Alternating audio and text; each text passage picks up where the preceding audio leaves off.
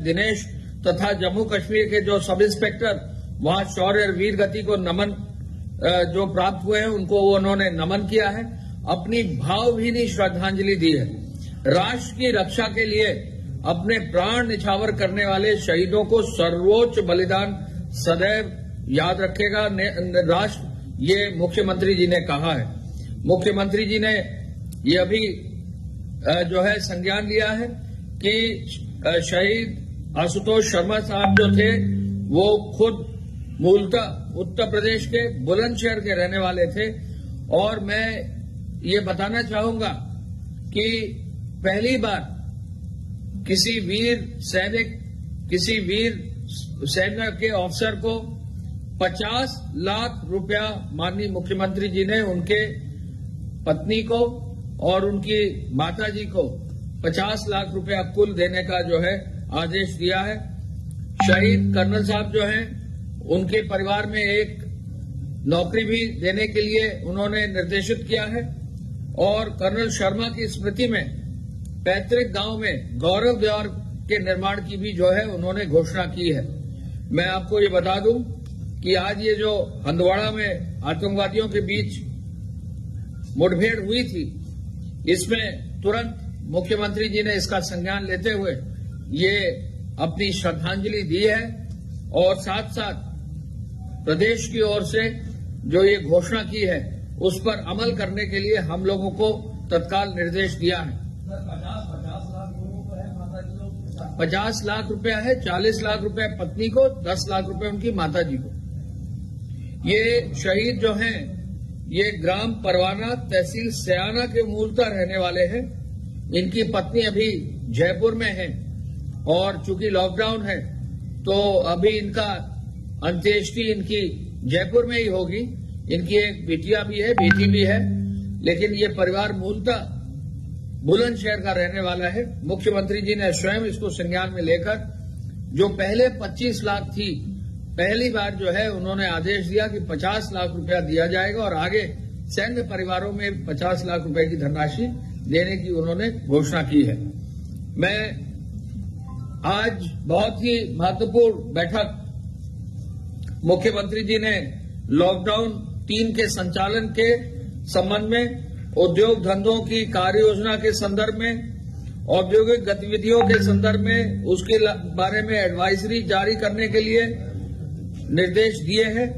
ये आदेश अब सभी डीएम्स को, सभी एसएसपीज को, सभी जो है डीआईजीज को, सभी ऑफिसर्स फील्ड में जो है कमिश्नर्स को, एडीजीज को, सभी को भेज दिया गया है और इस आदेश को हम अभी प्रेस के लिए भी तुरंत रिलीज कर दे रहे हैं। इस आदेश के अंतर्गत मैं बताना चाहूंगा कि भारत सरकार की जो गाइडलाइंस हैं उसको यथा जो है जैसा भारत सरकार ने कहा एग्जैक्टली लगभग जो है उसी तरह से उन्होंने जो आदेश दिया है उसी के अनुरूप जो है आदेश जारी किया है।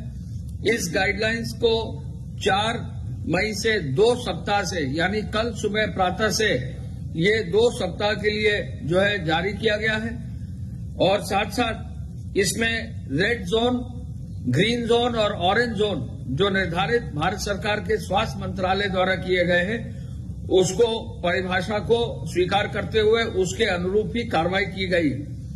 आपको सबको मालूम है कि रेड जोन वो जनपद है जहां पर एक्टिव केसेस हैं, ग्रीन जोन वो जनपद है जहां कोई एक्टिव केस नहीं है या पहले कभी एक्टिव केस रहा था तो वो 21 दिन पूरा कर चुका है, और ग्रीन जोन ऑरेंज जोन वो है जो न रेड जोन है न ग्रीन जोन है। तो भारत सरकार की गाइडलाइंस के अनुरूप जो है निर्देश आज जारी किए गए हैं और उस निर्देश के तहत जो सबसे महत्वपूर्ण पार्ट है वो कंटेनमेंट जोन के संदर्भ में है, यानी जहां हॉटस्पॉट्स हैं उनके निर्धारण का है। हमें बताने में ये खुशी है कि जो उत्तर प्रदेश के हॉटस्पॉट्स की नीति माननीय मुख्यमंत्री जी ने तय की थी लगभग उसी के अनुरूप भारत सरकार की गाइडलाइंस अब कंटेनमेंट जोन की आई हैं। कंटेनमेंट जोन में जो निर्देश डीएम और सभी अधिकारियों को, जिले के पुलिस के अधिकारी और हेल्थ डिपार्टमेंट के विशेष रूप से अधिकारियों को निर्देश दिया गया है वो यह है कि प्रत्येक केस की कांटेक्ट मैपिंग की जाएगी, यानी वो किससे मिला है, संक्रमण किससे उसको प्राप्त हुआ, उसने अपने परिवार को कहीं संक्रमित तो नहीं किया, उसके जानने वाले, मिलने वाले, ये कांटेक्ट ट्रेसिंग करना प्रत्येक केस में अनिवार्य होगा। केसों और कॉन्ट्रैक्ट्स का भौगोलिक विस्तार जो है पूरा चेक करना होगा, यानी अगर पहला केस यहाँ है, उसका किसी से जो है किसी को अगर इन्फेक्शन हुआ है तो उसका भी ज्योग्राफिकल एरिया पूरा तय करने का निर्देश मिला है। चिन्हित क्षेत्र की युक्तिपूर्ण सीमा निर्धारण करना होगा। जो हॉटस्पॉट्स हैं उसके लिए उत्तर प्रदेश सरकार ने जो निर्देश स्वास्थ्य विभाग से हमारे स्वास्थ्य विभाग की तरफ से जो इनपुट आया है उसके बेसिस पर जो निर्देश दिए गए हैं वो इस प्रकार है कि जो भी हॉटस्पॉट है, यानी एक या एक से अधिक केसेस अगर हैं शहरी क्षेत्र में, तो वो पूरा मोहल्ला, वो पूरी लोकेलिटी 1 किलोमीटर के दायरे के साथ जो है हॉटस्पॉट घोषित रहेगी। यदि ग्रामीण क्षेत्र है तो यदि वहां 1 से अधिक केसेस हैं तो 1 किलोमीटर का दायरा राजस्व ग्राम का लेते हुए, कम से कम 1 किलोमीटर का दायरा लेते हुए उसे हॉटस्पॉट घोषित किया जाएगा। और यदि एक केस मात्र है और उसमें एक ही केस है तो फिर वो कंप्लीट मोहल्ला लोकेलिटी होगी शहरी क्षेत्र में, लेकिन उसका 400 मीटर के विदिन जो है रेंज के अंदर पूरा हॉटस्पॉट डिक्लेयर होगा, यानी 400 मीटर से कम कोई भी हॉटस्पॉट सिंगल केस में भी नहीं निर्धारित किया जाएगा। और ग्रामीण क्षेत्र में भी यदि किसी गांव में एक केस अगर है तो उस गांव में पूरा राजस्व ग्राम होगा, लेकिन 400 मीटर से कम जो है किसी भी रूप में नहीं होगा। तो ये 1 किलोमीटर की एक से अधिक केसेस के मामले में और एक केस के मामले में 400 मीटर की जो बंदिश है, ये अतिरिक्त जो है एक रेस्ट्रिक्शन उत्तर प्रदेश सरकार ने लगाया है, जिससे कि हॉटस्पॉट्स का मैनेजमेंट बहुत मजबूती से किया जा सके। हम आपको ये भी बता दें कि इस हॉटस्पॉट के मैनेजमेंट में जो सर्वेलेंस मैकेनिज्म है उस पर ये निर्देश मिले हैं कि प्रत्येक हॉटस्पॉट में प्रत्येक घर में व्यक्ति जो होगा उसका आरोग्य ऐप डाउनलोड होगा। तो हमारी अपील है कि पूरे प्रदेश में जो भी हॉटस्पॉट्स हैं उनके हर व्यक्ति जो उस हॉटस्पॉट के अंदर है आरोग्य ऐप को डाउनलोड करे। जिला प्रशासन और पुलिस और सीएमओ की पूरी टीम इसको चेक भी करेगी, सहयोग भी देगी, कहीं सिखाने की जरूरत है सिखाएगी भी। यदि आपके पास स्मार्टफोन है तो अवश्य अगर आप हॉटस्पॉट के एरिया में हैं अपने आरोग्य ऐप का अगर आप डाउनलोड कर लेंगे तो इससे आपकी सेफ्टी होगी, आपके परिवार की सेफ्टी होगी, और कहीं भी जो है अगर आपको आगे भविष्य में समस्या आएगी तो ये आरोग्य ऐप आपको सलाह देता रहेगा। इसके साथ साथ जो निर्देश हॉटस्पॉट्स में है वो आपको मालूम है कि वहां पर हॉटस्पॉट में ये भी निर्देश दिए गए हैं कि door to door, house to house surveillance होगा, यानी प्रत्येक हॉटस्पॉट का हर घर का अंदर जो भी व्यक्ति रह रहा है उसका सर्वेलेंस होगा।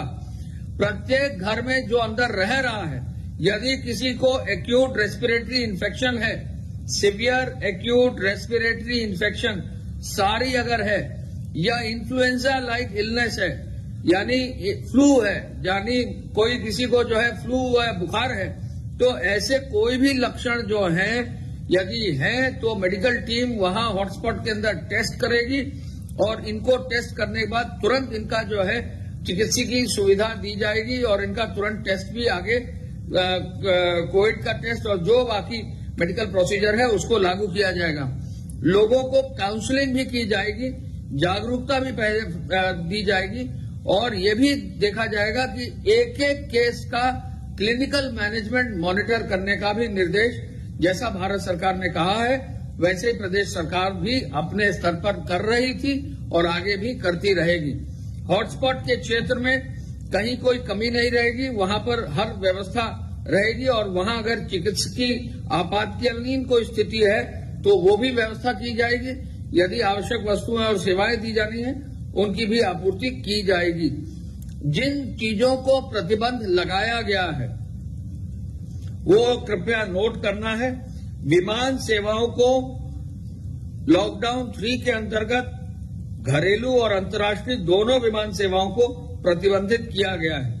केवल चिकित्सकीय आपात स्थिति में एयर एम्बुलेंस की अनुमति रहेगी, अन्यथा कोई भी किसी भी तरह की विमान की सेवा की अनुमति नहीं होगी।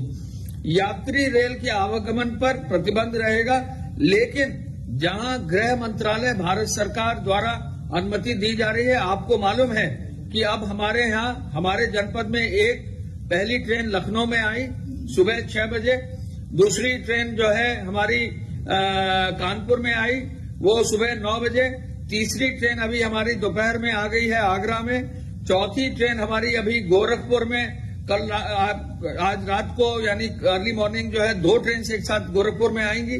तो इस तरह से अब ट्रेनों का आवागमन शुरू हो गया है, तो केवल ऐसी ट्रेनों को ही अनुमति रहेगी और ये भी पॉइंट टू पॉइंट रहेंगे, यानी कोई इसमें चढ़ नहीं सकेगा। जो आ रहे होंगे वो केवल गंतव्य स्थान पर जाकर उतरेंगे और वहीं उतरकर बसों में बैठकर फिर चेकिंग उनकी होगी और चेकिंग के बाद उनका क्वारंटाइन किया जाएगा। यदि वो सही होंगे तो होम क्वारंटाइन में जाएंगे, यदि उनमें कोई चिकित्सकीय जो है आगे परीक्षण करने की आवश्यकता होगी तो वो इंस्टीट्यूशनल क्वारंटाइन में जाएंगे। मेट्रो रेल पर चलाने पर प्रतिबंध है। सभी प्रकार की स्कूल, कॉलेज, शैक्षिक संस्था को चलाने पर प्रतिबंध है। चिकित्सा के जो क्षेत्र में वहां पर जो है कारण से यदि आवागमन है तो उसकी अनुमति होगी अंतर्राज्यीय, लेकिन बाकी सामान्यतः जब तक की कोई अनुमति न हो अंतर्राज्यीय आगमन पर कोई अनुमति नहीं होगी। हॉस्पिटैलिटी सर्विसेज यानी कि जो भी होटल्स और बाकी चीजें हैं वो नहीं खुलेंगी। Cinema, mall, shopping centres, gym, खेल परिसर, तरणताल ये सब कुछ भी नहीं खुलेगा। मनोरंजन पार्क, असेंबली हॉल, कोई भी किसी तरह की कार्रवाई अलाउड नहीं होगी। समस्त राजनीतिक, खेल, मनोरंजन, शैक्षिक, सांस्कृतिक, धार्मिक कार्यक्रम या अन्य कोई भी सामूहिक गतिविधि को अनुमति नहीं होगी, जैसा कि निर्देश मिला है। समस्त धार्मिक स्थल, पूजा स्थल जन सम्मान हेतु हर हालत में बंद रहेंगे। कोई धार्मिक जुलूस आदि पूर्णतः निषिद्ध रहेगा। जन सामान्य की सुरक्षा के उपाय के लिए जो गैर आवश्यक गतिविधियां हैं वो सुबह 7 बजे से शाम 7 बजे तक ही अलाउड होगा। स्थानीय प्रशासन प्राधिकारी ये देखेंगे कि 144 के अंतर्गत जो आदेश है उनका पालन हो। एक अपील हम करना चाहेंगे, ये निर्देश भी है और ये आदेश भी है, लेकिन अपील हम जरूर करना चाहेंगे कि 65 वर्ष से अधिक आयु के व्यक्ति या कोई रुग्णावस्था में व्यक्ति अगर है, किसी बीमारी से ग्रसित व्यक्ति है, गर्भवती महिला है, 10 वर्ष की आयु से नीचे का बच्चा है, तो सामान्यतः घर से बाहर न निकलें। ये घर से बाहर न निकलें, ये उनके और उनके परिवार की सुरक्षा के लिए कहा जा रहा है। फिर से मैं रिपीट कर दूं, 65 वर्ष से ऊपर के व्यक्ति, यदि कोई व्यक्ति बीमार है या कोई उसको एलमेंट है, यदि कोई बच्चा 10 साल से नीचे का है, यदि गर्भवती महिला है, ऐसी स्थिति में किसी को बाहर फिलहाल 15 दिन तक नहीं निकलना चाहिए। ये निर्देश भी दिया गया है। कंटेनमेंट जोन में ओपीडी या चिकित्सा क्लिनिक भी खोलने की अनुमति नहीं होगी। केवल रेड जोन में यानी कंटेनमेंट जोन के बाहर रेड जोन में, ऑरेंज और ग्रीन जोन में सोशल डिस्टेंसिंग के साथ स्वास्थ्य विभाग की गाइडलाइंस के अनुसार अनुमति हेल्थ के इंस्टीट्यूशंस की होगी। आपको मालूम है कि जो आपातकालीन सेवाएं हैं उनके लिए हर जनपद का एक जो है अलग अलग हॉस्पिटल्स नामित किए गए हैं। अनुमति एक एक हॉस्पिटल को दी गई है जो वेबसाइट्स पर भी डाली गई है। ऐसे में केवल उन जगहों पर जाएं जहां अनुमति है। किसी भी सूरत में जो पेरीमीटर कंट्रोल है यानी जो परिधि का जो नियंत्रण है हॉटस्पॉट का, वो एज इट इज लागू होगा। इसके अलावा जहां भी हॉटस्पॉट्स और के बाहर रेड जोन है वहां पर रेड जोन में cycle rickshaw, auto rickshaw, taxi और कैब सर्विस, जनपदी और अंतर जनपदी बस परिवहन या कोई भी स्पा या हेयर सैलून नहीं खुलेगा। यानी रेड जोन में ये चीजें नहीं होंगी। यानी उन शहरों में जहां रेड जोन है वहां ये चीजें नहीं होंगी। Cycle rickshaw, auto rickshaw, taxi, cab service, जनपदी व अंतर जनपदी बस परिवहन, स्पा और हेयर सलून ये रेड जोन में नहीं होगा। इसके अलावा हम ये बताना चाहेंगे कि जो अनुमति होगी वाहनों के लिए, वो वाहनों की अनुमति जब प्राप्त होगी तो अब 4 पहिया वाहन में अधिकतम 2 व्यक्ति बैठेंगे, एक ड्राइवर के अतिरिक्त, और 2 पहिया वाहन में केवल 1 व्यक्ति बैठेगा, कोई पीछे नहीं बैठेगा। ये 3 कार में 1 ड्राइवर, ज्यादा से ज्यादा 1 आदमी आगे 1 आदमी पीछे। शहरी क्षेत्र में बहुत जरूरी है कि उद्योग प्रदेश में शुरू किया जाए। माननीय मुख्यमंत्री जी ने इस पर लगातार जो है बैठक करके निर्णय दिया और इसको मुख्यमंत्री जी के आदेशानुसार जो आदेश प्राप्त हो रहे हैं लॉकडाउन 3 के, उसमें समाहित करके दिया गया है। ये बहुत महत्वपूर्ण है उद्योगों को चलाना। मुख्यमंत्री जी ने उद्योग विभाग को और सभी जिला प्रशासन और पुलिस को कल वीसी में बहुत क्लियर कट निर्देश दिया है कि इस नई विधि के अंतर्गत 4 तारीख से उद्योगों को अनुमति दी जाए। जहां अनुमति है उसको अनुमति को देने में विद इन दी नॉर्म्स और विद इन दी गाइडलाइंस देने में देर न की जाए, क्योंकि काफी उद्योग जो है हमारे प्रदेश में पहले से चल भी रहे थे, आगे भी उद्योगों को चलाना है। जो निर्देश उद्योगों के लिए है वो है स्पेशल इकोनॉमिक जोन SEZ में काम करने के लिए, एक्सपोर्ट ओरिएंटेड यूनिट्स में काम करने के लिए, इंडस्ट्रियल एस्टेट और इंडस्ट्रियल टाउनशिप में काम करने के लिए। उनमें आवाजाही का नियंत्रण जरूर रहेगा, लेकिन उद्योग चलेंगे। इसके साथ साथ आवश्यक वस्तुओं के उत्पादन की इकाई, दवा, औषधि, चिकित्सीय उपकरण, कच्चे माल ये पहले से ही चल रहे हैं, और सतत प्रक्रिया वाले यानी कंटिन्यूअस ऑपरेशन के जो भी इंडस्ट्रीज हैं वो एज इट इज चलेंगी।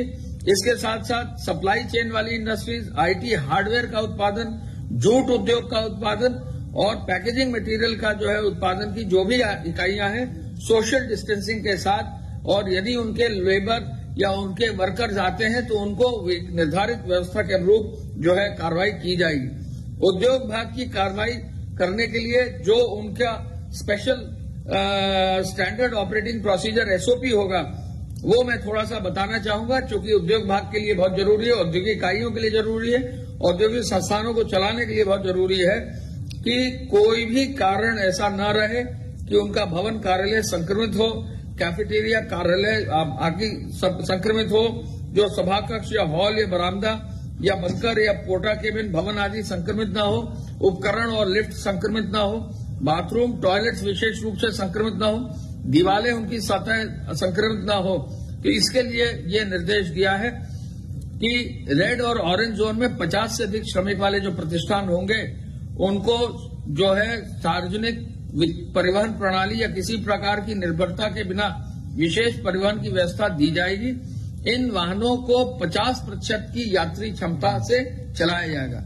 यानी यदि कोई उद्योग रेड जोन या ऑरेंज जोन में चलाया जा रहा है तो वो बस अपनी चलाने के लिए उनको अनुमति होगी, लेकिन बस की क्षमता आधी होगी। ये निर्देश दिया गया।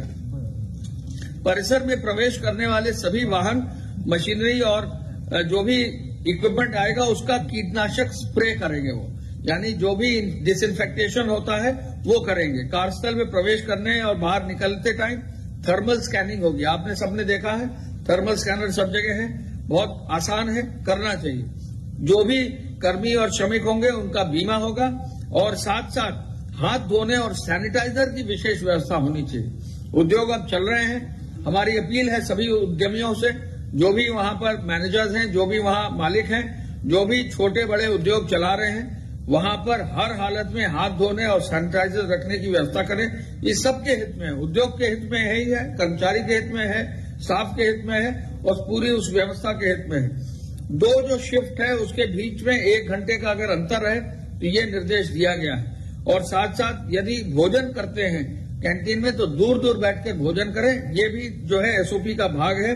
और 6 फीट की दूरी, 2 गज की दूरी जो है, जो एक निर्धारित सामान्य नॉर्म है, उसको हर हालत में इंश्योर करें। लिफ्ट्स में 2 या 4 से अधिक व्यक्ति न जाएं, सीढ़ी का उपयोग ज्यादा करें, गुटखा, तंबाकू आदि का सख्त प्रतिबंध होना चाहिए। कहीं भी देखेंगे तो कार्रवाई होगी। थूकने पर पूरी तरह प्रतिबंध होगा। कार्यस्थल पर आगंतुक के आने पर पूरा प्रतिबंध होगा। आसपास के क्षेत्रों से जो है वहां पर जो भी चिन्हित स्थान क्लिनिकों का होगा, उन क्लिनिक में जो है लोगों को दिखाया जा सकेगा। एक महत्वपूर्ण निर्देश उद्योगों के लिए जरूर है कि जहां 50 से अधिक कर्मचारी हैं तो अधिकतम 25 कर्मियों की सीमा तक 5% लोगों का कोविड टेस्ट भी कराया जाएगा, यानी आरटीपीसीआर टेस्ट भी कराया जाएगा। और ये टेस्ट भी निर्धारित समय समय पर करते रहेंगे, जिससे कि किसी का भी संक्रमण होने ना पाए। इसके साथ साथ जो भी श्रमिक जो है फैक्ट्री मालिक हैं, यदि आपसी समझौता कर लेते हैं, यानी फैक्ट्री मालिक और कर्मचारी में समझौता हो जाता है, तो लगभग कार्य जो घंटे काम करने के घंटे वो बढ़ाए जा सकते हैं। लेकिन ये व्यवस्था केवल 3 माह के लिए टेम्परेरी अलाउ की गई, जिससे कि ज्यादा श्रमिकों का मूवमेंट ना हो, कार्य भी पूरा हो और जो है उस शेड्यूल में काम भी पूरा हो जाए। जो भी शहरी क्षेत्र है, यदि शहरी क्षेत्र में पूरा निर्माण इकाई का जो स्थान है वहां पूरा एक साइट है और अंदर अगर मजदूर काम कर रहे हैं तो उसको भी अनुमति मिल जाएगी। यानी अगर कहीं एयरपोर्ट बन रहा है या कहीं पर कोई चीज बन रही है ऐसी जहां पर अंदर ही अंदर श्रमिक हैं, बाहर नहीं है, तो ऐसे श्रमिकों के स्थान पर जहां पर निर्माण इकाई के विदिन काम हो रहा है वहां पर निर्माण की भी अनुमति होगी। रिन्यूएबल एनर्जी के प्रोजेक्ट्स के निर्माण की भी अनुमति होगी। शहरों के अंदर जो मॉल, मार्केट प्लेस और जो बाकी बड़े मार्केट हैं वो बंद रहेंगे, लेकिन आवश्यक वस्तुओं के बिक्री के लिए जो है विद इन मार्केट और मार्केट कॉम्प्लेक्स वो अनुमति उनको रहेगी। शहरी क्षेत्र में समस्त एक दुकान अगर कहीं है तो वो अलाउड होगी। एकल दुकानें जहां जहां हैं वो अलाउड होगी। कॉलोनी के अंदर की दुकानें और आवासीय परिसर के अंदर की दुकानों को खोलने की अनुमति होगी। बोथ गैर आवश्यक और आवश्यक दोनों के लिए, एसेंशियल नॉन एसेंशियल दोनों के लिए दूरी होगी। वहां पर सोशल डिस्टेंसिंग का पालन करें। जो हमारे दुकानदार भाई हैं, जो हमारे शॉप्स चला रहे हैं, उनसे बहुत गंभीरता से अपील की जा रही है कि जो भी दुकानों पर जो है बिक्री का कार्य करें वहां सोशल डिस्टेंसिंग कर दें, चूना लगाकर जो है व्यवस्था बना दें, नहीं तो जो है रस्सी लगाकर जो है एक व्यवस्थित रूप से जो है खरीदने और आदमी के निकलने की व्यवस्था हो। इस चीज का विशेष ध्यान रखा जाए। 2 गज की दूरी भी यहां आवश्यक होगी। शहरी और ग्रामीण क्षेत्र में एकल आबकारी की दुकानों की अनुमति दी गई है। ये भारत सरकार ने अनुमति दे दी है। उस अनुमति के तहत सुबह 10 बजे से शाम 7 बजे तक उनको खोलने की अनुमति होगी और ये आबकारी विभाग अपना इसका कार्रवाई सुनिश्चित करेगा। यहां भी सोशल डिस्टेंसिंग का पालन करना होगा, भीड़ न लगे। आवश्यक ई कॉमर्स की गतिविधियों को भी अनुमति दी जाएगी। निजी कार्यालय जो भी होंगे 33% क्षमता से काम कर सकेंगे, शेष को वर्क फ्रॉम होम करना होगा। समस्त सरकारी कार्यालयों में उप सचिव या उससे ऊपर के अधिकारी उपस्थित रहेंगे। 33% स्टाफ के साथ इनमें भी काम होगा, लेकिन जो आवश्यक सेवाएं हैं, पुलिस है, जेल है, होमगार्ड है, सिविल डिफेंस है, फायर है, इनमें पूरी व्यवस्था होगी। कस्टम्स है, एनआईसी है, एफसीआई है, एनसीसी है, एनवाईके है, नगर पालिका, नगर निगम है, इनमें पब्लिक सर्विसेज में पूरी उपस्थिति आवश्यक होगी। ऑरेंज जोन की गतिविधियों में भी बस चलाना जो है जनपदी या अंतर जनपदी बस चलाने की अनुमति नहीं होगी। टैक्सी कैब सेवाएं जो है इस शर्त के साथ ऑरेंज जोन में होंगी कि केवल एक ड्राइवर और 2 यात्रियों के साथ विद इन द डिस्ट्रिक्ट चल सकेंगे, जनपद के बाहर नहीं जा सकेंगे। और इसी तरह से जो 4 पहिया वाहन है उसमें भी विद इन द डिस्ट्रिक्ट जा सकेंगे। ग्रीन जोन में कुछ और जो है अनुमति रहेगी। बसों के संचालन जो है ग्रीन जोन में अलाउड है, केवल ग्रीन जोन में अलाउड है और ये संचालन 50% सीटों के साथ हो सकता है और बस डिपो भी 50% क्षमता से कार्य करेंगे। माल वस्तुओं परिवहन पर पहले भी छूट थी, अब भी छूट रहेगी। पड़ोसी देशों के साथ संधियों के अनुरूप सीमा पार माल परिवहन का जो है आवागमन रहेगा और इसके साथ साथ सभी लोगों के लिए जो है आदेश ये रहेगा कि जो इंसिडेंट कमांडर्स डीएम्स बनाएंगे वो कार्रवाई सुनिश्चित करेंगे। दंड का प्रावधान यथावत है, दंड का प्रावधान ऐसा ही रहेगा, लेकिन कोविड मैनेजमेंट के अंतर्गत पुनः इस बात को बल दिया जा रहा है कि एक जगह पर 5 या 5 से अधिक लोग इकट्ठा न हो, इसको इंश्योर करना होगा। शादी और जहां पर आयोजन हो रहा है वहां सोशल डिस्टेंसिंग अलाउ होगी, लेकिन 20 लोगों से ज्यादा शादी के आयोजन के लिए अनुमति के बिना नहीं होगा, वहां भी अनुमति लेनी पड़ेगी 20 लोग। और साथ साथ अंतिम संस्कार में भी सोशल डिस्टेंसिंग होगी, 20 लोगों तक उसमें अलाउड रहेंगे। जहां भी सार्वजनिक स्थानों पर कहीं पर जो है मदरा या पान का जो है इस्तेमाल अलाउड नहीं होगा। थूकने पर पुनः जुर्माना लगाया जाएगा। फेस मास्क और फेस कवर पुनः एज इट इज रहेगा और कार्यस्थल पर जो है गाइडलाइंस यथावत रहेंगी। इन आदेशों के तहत जो है आदेश अभी जारी किया गया है। ये आदेश अभी कुछ ही देर में आपको भी जो है आपके व्हाट्सएप ग्रुप पर मिल जाएगा। माननीय मुख्यमंत्री जी ने आज बैठकर स्वयं भी इस पूरे आदेश को विस्तृत रूप से जो है हमारे प्रदेश के लिए कैसा लागू किया है। उन्होंने ये निर्देश दिया है कि हॉटस्पॉट्स के एरियाज में सख्ती पूरी रहे, वहां पर हम कोविड मैनेजमेंट को पूरा मजबूती से करें, लेकिन हॉटस्पॉट के एरिया के बाहर जहां औद्योगिक गतिविधियों को होना है उस पर भी मजबूती से काम करें, जिससे औद्योगिक क्षेत्र की गतिविधियों को और आगे लिया जा सके। माननीय मुख्यमंत्री जी ने यह भी कहा है कि एकल दुकानों को चलाने में ग्रामीण क्षेत्र में और कुछ शहरी क्षेत्र में जहां अनमने है कंस्ट्रक्शन एक्टिविटी को भी प्रोत्साहित किया जाए, जिससे कि इकोनॉमी का आगे मजबूती से आगे ले जाया जा सके। आपको मालूम है कि अभी प्रवासी कामगार और श्रमिकों को लाने के लिए माननीय मुख्यमंत्री जी ने अनुमति दी। पहली ट्रेन नासिक से आज सुबह लखनऊ आई है और इस ट्रेन से लगभग जो है 8,029 लोग उतरे हैं। 829 ये नासिक से ट्रेन आई थी और ये पहली ट्रेन में 829 लोग करीब 6 बजे सुबह आई थी। सब लोग घर जा चुके हैं। इसमें से केवल एक व्यक्ति जो है ऐसा पाया गया कि उसकी चेकिंग करके उसको मेडिकल उसमें भेजा गया, बाकी सभी लोगों को घर भेज दिया गया। साथ साथ जो है कानपुर में सुबह 9 बजे एक ट्रेन आई है, वो भी जो है उसके भी सभी लोग घर जा चुके हैं और अब आगरा में एक ट्रेन आ गई है और संभवतः उसके भी लोग जो है घर जा रहे हैं। राजस्थान से लगभग 8,000 लोग कल और आज में हमारे यहाँ आ चुके हैं और लगभग 1,600 लोग जो है उत्तराखंड से कल और आज में हमारे यहाँ आ चुके हैं। ऐसे में ये सिलसिला लगातार जारी है। गुजरात से ट्रेनें आ रही हैं, महाराष्ट्र से ट्रेनें आ रही हैं, अन्य प्रदेशों से भी ट्रेनों को आने का, साउथ से भी ट्रेनों को आने का सिलसिला ही बहुत जल्दी जो है शुरू होने जा रहा है। माननीय मुख्यमंत्री जी ने ये जरूर कहा है कि एक बार चेकिंग अगर हो जाती है तो अगर होम क्वारंटाइन में जाते तो प्रत्येक श्रमिक को एक खाद्यान्न का पैकेट और कार्रवाई करते हुए उनको हाथ में देकर ही भेजा जाए। मुख्यमंत्री जी ने रुपए कार्ड को पुनः प्रोत्साहित करने पर बल दिया है।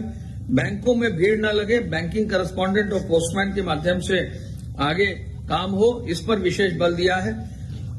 एक चीज पर पुनः मुख्यमंत्री जी ने कहा है कि इस पर बल दिया जाए। प्रदेश के सभी हमारे जो कर्मचारी हैं, शिक्षक हैं और जो पेंशनर्स हैं, उनको ठीक 30 अप्रैल को यानी 1 मई से पहले तनख्वाह या पेंशन उनके खाते में दे दी गई है। ये बहुत बड़ा चैलेंज प्रदेश के लिए था, जहां 1 से 1,500 करोड़ की जो है रेवेन्यू था, 15,000 करोड़ से अधिक की धनराशि दी गई है। वित्त मंत्री जी ने इसको बताया है। कहीं न कहीं इसको जो है सामने सभी हमारे कर्मचारी, हमारे शिक्षक, पेंशनर्स को समझना होगा कि प्रदेश इस कठिन स्थिति में भी एक दिन का भी प्रदेश ने डिले नहीं किया। माननीय मुख्यमंत्री जी ने कहा कि हर हालत में तनख्वाह और पेंशन टाइम से चला जाना चाहिए। आगे भी ये टाइम से मिलता रहेगा। इस कड़ी में समस्त जो अधिकारी हैं, समस्त जो हमारे कर्मचारी हैं, समस्त जो शिक्षक हैं, पेंशनर्स हैं, उनसे अपील ये की जा रही है कि इस कठिन कड़ी में कहीं भी किसी भी रूप में आप इस बात को समझते हुए कि प्रदेश सरकार इस कठिन कड़ी के होते हुए, वित्तीय स्थिति कठिन होने के बावजूद सभी चीजों का भुगतान कर रही है, तो कहीं भी किसी भी रूप में इसका कहीं असंतोष के भाव नहीं होना चाहिए। बनस्पत इस बात को भाव आगे रखना चाहिए कि इस कठिन कड़ी में इन सब चीजों का भुगतान किया है। 15,000 करोड़ से अधिक का भुगतान 1,500 करोड़ मात्र के राजस्व के आधार पर किया गया है। और ये कैसे किया है? ये प्रदेश सरकार की मजबूत आर्थिक स्थिति के कारण हुआ है और आगे भी प्रदेश सरकार इस मजबूत आर्थिक स्थिति के अंतर्गत जो है प्रदेश के हर कर्मचारी, हर अधिकारी और हर शिक्षक और हर पेंशनर्स को टाइम से अपना जो है भुगतान करता रहेगा। मंडियों में किसानों के मंडियों में जो है विशेष व्यवस्था करने का निर्देश आज मुख्यमंत्री जी ने दिया है। थोक मंडी की अलग व्यवस्था, खुदरा मंडी की अलग व्यवस्था। खुदरा मंडी के लिए उन्होंने कहा है कि सुबह 7 बजे से शाम को 7 बजे तक, यानी 12 घंटे भी अगर जिला प्रशासन मंडी खोलना चाहता है तो खोले, जिससे कि भीड़ एक समय पर ना हो। और उन्होंने ये भी कहा है कि अगर कहीं संकुचित स्थल में मंडी है तो उसको शिफ्ट करके ओपन एरियाज में चलाएं। तो ये मंडी पर विशेष उन्होंने बल किया है, क्योंकि कई बार आप भी लोग जो है पॉइंट आउट मंडियों के बारे में कर रहे हैं। ये लिखित निर्देश भी गृह विभाग की ओर से उनको पूरी तरह से चला जाएगा। डॉक्टर्स और पैरामेडिकल कर्मियों के प्रशिक्षण पर जो है निर्देश उन्होंने दिए हैं। डिग्री और माध्यमिक विद्यालयों के प्रधानाचार्यों को भी प्रशिक्षित करने का निर्देश दिया है। और पुनः L1, L2, L3 हॉस्पिटल्स को 1 लाख बेड से अधिक ले जाने का निर्देश उन्होंने दिया है। जो टेस्टिंग की फैसिलिटी है धीरे धीरे ये बढ़ती जा रही है और अब काफी तेजी से इसमें बढ़ोतरी हो जाएगी और आगे भी जो है काम इसमें होगा। शेष तो स्वास्थ्य विभाग का आपको जानकारी है कि आज की तारीख में कुल जो एक्टिव मरीजों की संख्या है वो कुल 1,838 है। 1,838 मरीज आज एक्टिव केसेस हैं और इसमें अभी तक उपचारित जो मरीज हैं वो 698 हैं, यानी कुल मिलाकर 1838 केवल एक्टिव केसेस रह गए हैं। 698 केसेस मरीज ठीक होकर घर जा चुके हैं। काफी बड़ी संख्या में जो है क्वारंटाइन फैसिलिटीज में मरीजों को रखा गया है, जिससे कि कहीं कोई दिक्कत ना आए। आइसोलेशन वार्ड में मरीजों की संख्या 1904 है। क्वारंटाइन फैसिलिटी में 11,518 है। निगरानी पे रखे गए व्यक्ति 2,42,000 हैं। क्वारंटाइन फैसिलिटी में 11,518 और इसके साथ साथ रिपोर्ट जो नेगेटिव आई है अभी तक कुल 84,194 लोगों की रिपोर्ट नेगेटिव आई है और कुल रिपोर्ट जो आई है 86,773 में 84,194 नेगेटिव रिपोर्ट आई है। मृत्यु अभी मात्र 43 है, जो पूरे देश के मृत्यु दर से काफी कम है। और साथ साथ जो अभी आइसोलेशन बेड उपलब्ध हो गए हैं 37,919, यानी पर्याप्त संख्या में आइसोलेशन बेड उपलब्ध हो गए हैं। क्वारंटाइन बेड जो है 21,569 हो गए हैं और वेंटिलेटर बेड भी 1,200 से अधिक हो गए हैं। आज ही ये जानकारी मिली है कि नए वेंटिलेटर्स आ रहे हैं, तो उन बेड्स में जहां वेंटिलेटर नहीं वहां वेंटिलेटर लगा दिए जाएंगे।